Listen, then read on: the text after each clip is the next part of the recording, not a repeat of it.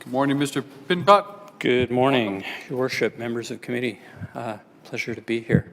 Talk about the amendments to the Housing Accelerator Fund and what you're considering. I thought in talking about this, I think it's important to understand the history that got us to this point and the role that municipalities have played in Canada to get the federal government back to the table when it comes to housing and affordable housing in our country. And in that work, one of the things that you may or may not know, I was chair of the Social Economic Development Committee with the Federation of Canadian Municipalities while we were lobbying the federal government to develop a national housing strategy on behalf of municipalities across the country.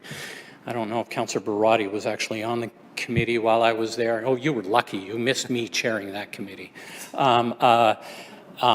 But that was really important work that municipalities have been doing for well over 10 years to get the federal government to come to the table with money, with a recommitment. Because as we all know, they've abandoned housing, and in particular affordable housing, over the last several decades. We achieved success, FCM achieved success, and in no small part under the leadership of Councillor Jabassi, who was president of the FCM at the time, that got us the National Housing Strategy in 2017 and 2018. So it was under Winnipeg's leadership that this national program from the federal government for funding for municipalities was put in place. Winnipeg since then has accessed it, particularly through the Rapid Housing Initiative, which has been probably the most successful program so far. But as we know, municipalities were working to do this, but then it all fell on provinces. And here is where we come to the Housing Accelerator Fund, which is money for municipalities to actually begin addressing the housing needs that we see in our communities right across the country, but in particular here in Winnipeg.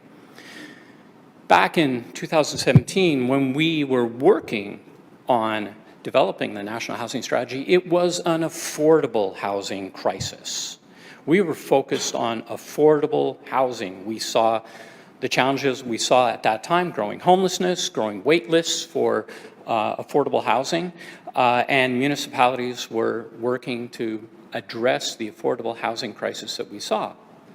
Since then, it has morphed into a housing crisis. It's no longer just an affordable housing crisis, it's a housing crisis right across the country.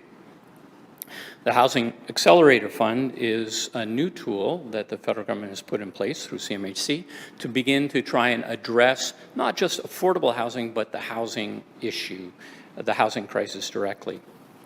And it is money for municipalities that desperately need the help. And they need the help directly from the federal government as opposed to flowing through the bilaterals, which, as we know, in some provinces can take forever. And are less than successful for municipalities where actually everybody lives and everybody needs the housing. This is something that is desperately needed. The new minister, Minister Fraser, has been really clear on what is required of municipalities to be able to access that funds, but actually to begin to deliver the housing that we need in our cities. And when you looked at the Housing Accelerator Fund before the minister's letter, it was implicit of what was required, but it was not explicit. The minister's letter, which he has sent to Calgary and Kelowna and Mississauga and Guelph and numerous cities, including Winnipeg, is being really quite explicit. We need to build cities for everybody. And we need to build cities for everybody everywhere. Consequently, you have the amendment that is before you, which is looking at the zoning changes that are required to be able to access that funding, to be able to deliver on what we need. So I applaud the minister for being explicit when it was implicit before. Very, very important. I thank you for considering this and moving forward with it right away. This is needed to be able to begin to address the housing crisis, not just the affordable housing crisis, but the housing crisis in our city. And You know, I'm also involved with the Right to Housing Coalition in working to get more affordable housing, more rent geared to income, and the need there is unbelievable, and it's only getting worse every year. So I want to make sure that we're highlighting that. And Michael Barkman highlighted it going, you know what, we have identified that we need 750 new units of RGI every year for the next 10 years. And that is not to get ahead of the curve, that is just to try and catch up to the curve. That's the type of investment that's required. The Housing Accelerator Fund application begins us on that path. And it's a very important path, but we mustn't lose sight of what we really need, which is 750 units of RGI every year for the next 10 years, just to meet our basic minimum requirements. So I want to highlight that we don't miss that. Now, the means to the end.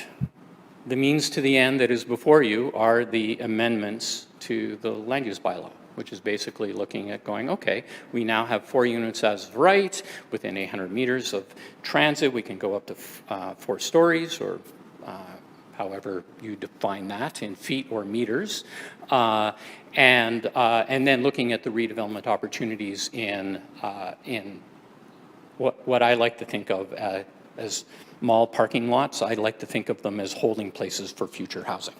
And that is, the means to the end is very important. Cities change over time. And I have been through the wars, and I have the scars on my back talking about R1 is always R1, shall ever be R1. I bought R1, I want it to remain R1. Cities evolve, they change. What used to be R1 100 years ago, 50 years ago, is no longer R1. It's multi, it's duplexes, it is a mix. If we go back to our communities, the community where I live in that was developed over 100 years ago, it is a mix of bungalows and single-family homes and apartments and duplexes. It is a mix. And in that mix comes the vibrancy that we actually need. This is a change that has been made, the as of right to 3 or 4 units as of right is a change that has been made in numerous cities. Edmonton made it several years ago. And if we look at the history and the impacts of that, it's minimal within the community. It provides homeowners an opportunity to do something different and better with their community, with their property. It doesn't lead to the wholesale redevelopment of communities. It just doesn't happen. Look at the history in other communities. What it does is these proposed land use changes opens up opportunity for homeowners to do something a little bit different with their property.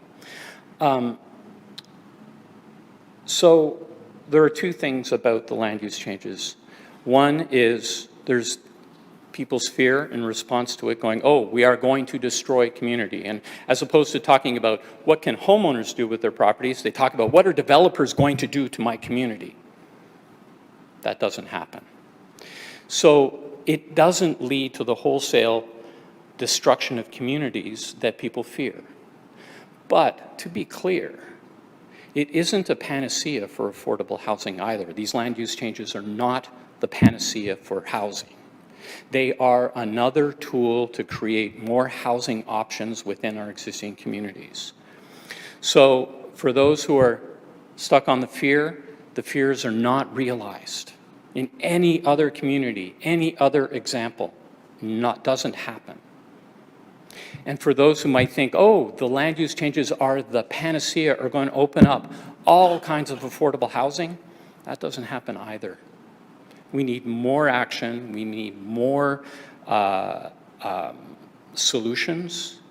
We need more tools in the toolbox, and that is what your application for the Housing Accelerator Fund actually does. It gives you, the city, more tools in your toolbox to actually begin to addressing the housing crisis And as a bunch of us right to housing people will say, let's not forget about the affordable housing crisis, because it is first and foremost.